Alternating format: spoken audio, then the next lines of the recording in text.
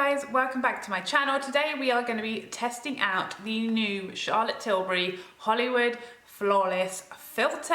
If, like me, you are still pretty confused as to what this even is, we are going to be trying it out in all different ways today. I'm going to be using it as a primer, as a foundation mixer, and as a highlight, and we're going to be seeing all the different ways it does and doesn't work and what it does and figuring out what it actually is. On the Charlotte Tilbury website it says it is a complexion booster for super starlit skin in seconds. Sounds good. It has the versatility of a primer, the megawatt glow of a highlighter, and the perfecting properties of your favourite digital filter. I mean, it sounds good, right? It soft focuses, illuminates skin, makes lines and pores appear smoother. I mean, it's just getting better and better as I keep reading. The biggest issue with this product that I have is the fact that there are only 7 shades. And I have the 4th shade, so therein lies the problem. Now, I had a look at the shade range online. The lightest shade looks very, very incredibly light, so that is good. However, the deepest shade really is not that deep at all. So I'm kind of slightly withholding my full judgment to see how this works, because if it is much more of a primer, much more of a sort of illuminating product, then 7 shades is actually pretty good. However, if it is designed to work as like a foundation or as a sort of tinted moisturizer and things like that, then it becomes less and less good. So I guess we're gonna have to see how it goes on, whether it actually really has much color to it at all, whether it is just more of a base, whether it is much more of a mixer with your foundation, in which case I guess you wouldn't probably expect to see the number of shades that you want in a foundation, for example. Charlotte Tilbury does not have great shade ranges. If they have existing foundations have really poor shade ranges, so I am sad and I am nervous that this is going to be another addition to that like pattern, I guess, of releases. So I guess, yeah, all we can really do is get it on the face, kind of find out a bit more about the product, kind of see how it does perform, what the color actually shows through as, whether it is much of a color at all, and then we can go to town at the end. So as I said, we are going to be trying this in all the different ways that she says to use it on her website. We're going to use it as a primer, we're going to use it as a foundation, we're going to use it mixed in with our foundation, we're going to use it on top of our foundation. We're going to do it all. If you want to know whether this is worth the spend and actually what the heck it is, then keep watching. Okay, so of the little box, and this is what you get inside. So you do get the 30 mils, which is the same size as your average foundation. It's gorgeous packaging. It's with anything with Charlotte Tilbury, everything is always gorgeous with all the gold and very luxurious, and it feels very heavy. I have the shade 4 medium. This is supposed to be good for shades 5 and 6 of her foundations, which I know that I'm usually a 6. Maybe a 5 in the winter, but generally I use shade 6 when I use her foundations. So it has this doe foot, which is very similar to like the Shape Tape concealers. So it does have a smell to it. It's not like a perfume smell, it is like sort of a skincare type smell. I'm just gonna pop some on the back of my hand just so that you can see. So see it there. It's not glittery or shimmery at all. It's not like a highlighter. It is almost like giving a very dewy effect, and it does look very close to my skin tone, so I think this is going to be a good shade. But yeah, no glitter, no shimmer, very much dew, wet looking. Let's give it a shake. It seems to be quite thick, but it's hard to tell with the doe foot. So I'm going to start off on this side of the face. I'm going to use it like a foundation or like a sort of tinted moisturizer and see how that looks first. And I am just going to whack it straight on. I have no idea how much you're supposed to use. It didn't really say that in there. Information that I got with it. So I'm just going to sort of dab some over and then go in with my Sigma F80 and see what's happening. So it's definitely got some coverage. It's not like completely sheer. It's definitely got a little bit of coverage, which I guess you would expect from the fact that it has different shades, but yeah, sort of the lightest coverage you can probably get, I guess, thinking of foundations. Very much like a BB cream. Like if you see in comparison to this side of my face with all my redness, it's kind of taken quite a bit of redness away, but you can still very much see all the sort of beauty marks and a little bit of redness. It's just kind of, I guess it is like it has given a bit of a filter. I'm gonna put some more. So I'm gonna build that up and just see what kind of coverage we can get to.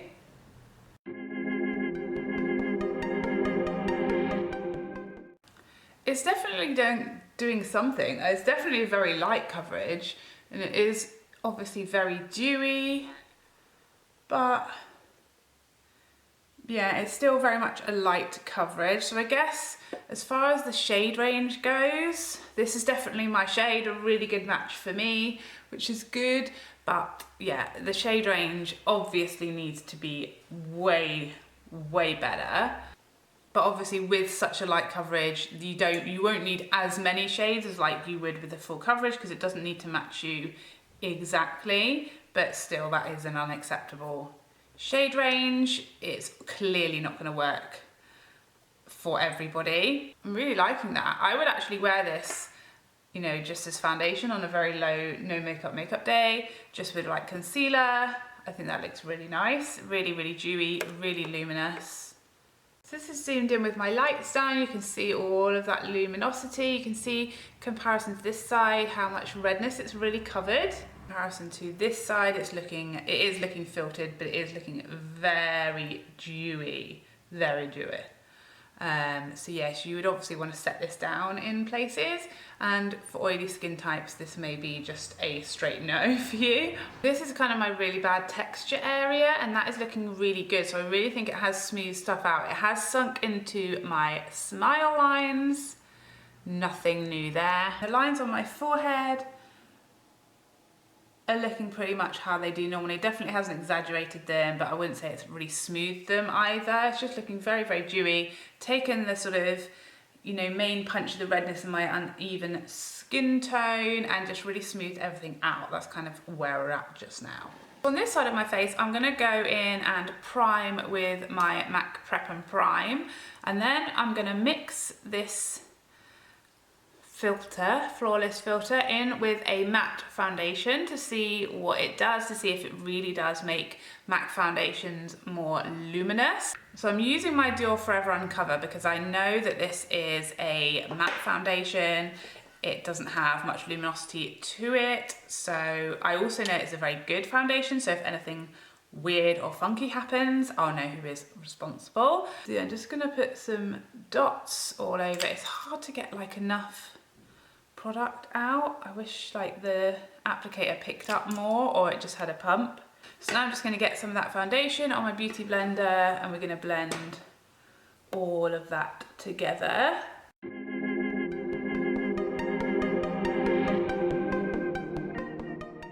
This is really giving me a good comparison, because you can see now this has had a while to dry down. It doesn't feel tacky at all, which is weird. It feels like completely dry, although it is fully transferring onto my hands as I'm just touching my face. But yeah, this side, obviously it has really illuminated this foundation. This is, like I said, a matte foundation. All of this shine and glow does not normally happen.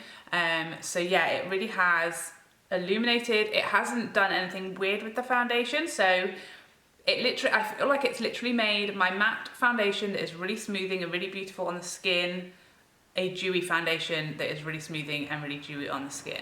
It has not affected the colour. You can see both sides of my face are pretty even in colour. It's just that obviously this one is a lot less coverage and a lot dewier because it didn't have the foundation mixed in, but it's really held the luminosity despite being mixed in with that really matte foundation. So I'm very happy with that. What I'm going to do with it now is I'm going to now apply this foundation over the top of this side. So we'll see how it kind of works as a primer, whether the luminosity shines through or not, or whether it just gets totally covered up by the foundation. But I think this side has probably shown us that that's not going to happen.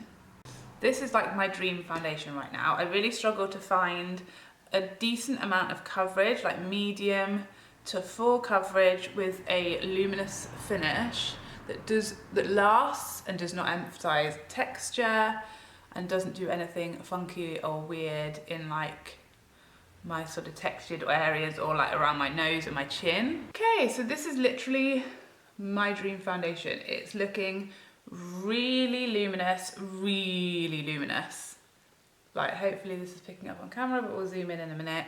Both sides are pretty much looking the same. So I feel like you can either apply it underneath your foundation or mix it in, and you're probably gonna have the same results. What I will say is on this side, for what was very much the same amount of foundation, it's got more coverage over here.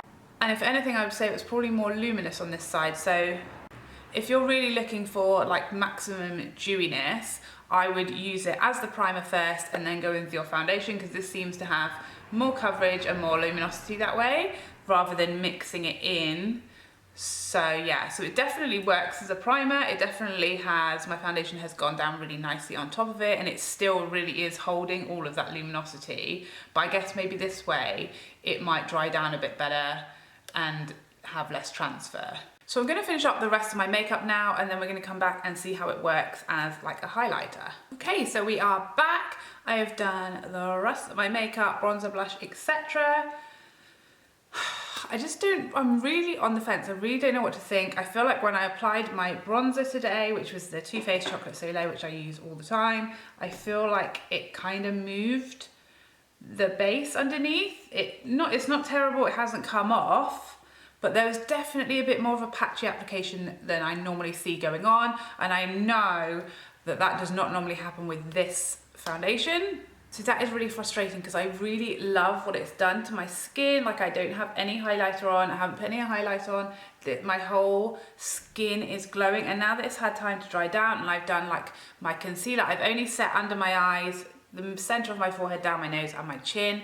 Everything is looking really smooth, but still really luminous. It's definitely lost the really wet look that it had when I just put it on. So this is like perfect. I feel really, really good for mature skins, because it's gonna really bring life to your face if you feel like your skin has like dulled over the years. I know I do. I know I definitely don't feel like my skin is as radiant as it was in my 20s. The final thing I wanna try is just applying this as a highlight. Now, as I said, I do now have powder on my skin, bronzer and blush. So I'm not going to apply it down the center of my nose, because I have fully powdered my nose, so I think that is never going to go well. But I am just going to dot this on my cheeks. Now, I have Fix Plus, so the powder has like been able to settle in. So we are giving it half a chance. And I would say the liquid illuminators that I have, that I use, they have to be able to go on top of a powder without causing absolute mayhem. Otherwise, they're just not really fit for purpose, in my opinion. So I'm just going to do that, and then I'm going to go in with my beauty blender and see what happens. Well, it's definitely blending out really easily. It's not leaving the sort of marks from where I dotted it on, which a lot of liquid illuminators I have do that. But it is taking off the product underneath it. That's frustrating. I'm just going to put some on my finger and tap it on and see if that does the trick, whether that will stop that happening, or whether this really is an under powder only. I think it's taking the powder off. I don't know if you'll be able to see on camera, but it's basically taken the bronzer off from where I've put it. Do you know what? I do these things so that you don't have to. I make these mistakes so that you don't have to. I'm taking one for the team. Just gonna quickly fix that. I mean, that's fine. I don't think she's really claimed that you can put it over the top of powder. I've only really seen her using it straight on top of foundation. So I guess this really isn't a highlighter. It is much more of an illuminator to illuminate your skin and to give you that dewy look. So maybe that's fair enough that it doesn't work in that way. So anyway, let's zoom you in so you can see exactly what's going on. So yeah, you can see we've still got luminosity. You can probably potentially see that my bronzer is looking a little bit patchy from where the filter has moved things about a little bit. Yeah, and it's not looking my usual bronzer. Skin's looking really luminous though, and very smooth, like really smooth, like a baby's bum smooth. Even on my really textured areas, this is looking way better than it usually does. On my forehead, I don't even know, You can barely see my lines, which you usually can, particularly when I use a very matte foundation. They sometimes look a bit dry. So as far as my skin, looks gorgeous, really luminous, really smooth, really full of life. I love that, but I need to find a way to stop it transferring, to stop it moving when I put product on top of it, because that is not good. I've now had my makeup on for sort of 4 or 5 hours, and I've just been going about my day. I've been out, had a few appointments in town, running around, and I've just kept sort of checking it out in the mirrors, and I've just come back and checked it in my mirror just down here to see what I'm thinking, and I really just think this is just looking gorgeous. So happy with how my skin looks. It really has kept the sort of maximum luminosity without looking wet, without looking dewy, without looking oily. And it really hasn't affected my foundation. It hasn't changed the shade. I feel like it's just taken that matte foundation that I really love, but it is a matte foundation, and just made it this gorgeous, luminous, beautiful foundation. I think it's even smoother than that foundation normally is. It hasn't changed it in any way as far as shade or broken it up or anything like that. I will also say that it has now completely dried down, and there's no transfer happening at all. There's nothing there. So it's obviously dried down now and is not transferring as much as before, which is a major plus, because that was my one drawback about this. I've noticed it throughout the day in mirrors and things like that, and just looking now, and it just looks beautiful, so healthy. It really does look like a filter. I get where the name is coming from, because my skin does look filtered, like just so youthful, luminous, smooth, just beautiful. I love that this has given me the option to make my matte full coverage foundations into luminous full coverage foundations, and I feel like it will really last you a long time, because you don't really need that much to mix it in with your foundation or to use it as a primer, and both ways to me looked equally as good. However, using it as the primer on this side I think performed slightly better, because it didn't water my foundation down, so it didn't take away any of the coverage, whereas when I mixed it in with my foundation it took a bit of the coverage away. So I would definitely use it as a primer and then go in with foundation, but I feel like it has made that very matte, very full coverage foundation look very natural, which is a massive plus for me. I now also want to take a flash photo to see how it does, whether it's going to make anything flashback, because my no matte foundation, again, that does not flashback. So if any flashback is happening, it's going to be this guy. Okay, so very pleased to see there is no white cast happening, so it's not causing any problem on that side either, and I think it photographed really beautifully as well. So literally the one massive bummer with this is the shades. I'm so disappointed, because I do feel like we've really moved on, and we're really seeing amazing shade ranges now, so I feel like this is a real disappointment in that area. I'm really interested to see how anyone with deeper skin tone gets on with the deepest shade of this product, to see if actually it works on deeper skin than it looks like it will, because of the sort of very low coverage. But for me, I just feel like, having looked at swatch of that deepest shade, so that is everything I have to tell you about the Flawless Filter. I have really enjoyed it. I'm definitely going to keep playing around with it. I'm definitely going to use it all over tomorrow as a primer and try it with different foundations and all that kind of stuff, and just see how I like it over the next few days. As always, I will keep you updated in the comments if anything weird starts happening, if it doesn't work with anything, or if I found any new tips and tricks and ways to use it. I'd love to know if you've tried this, how you got on with it, and if you've got a different shade to me, what you made of the shade range, and if it worked for you or not. I hope you found this helpful. If you did, please like and subscribe before you go, as I would love to see you again. Otherwise, take care for now. Bye bye bye bye bye.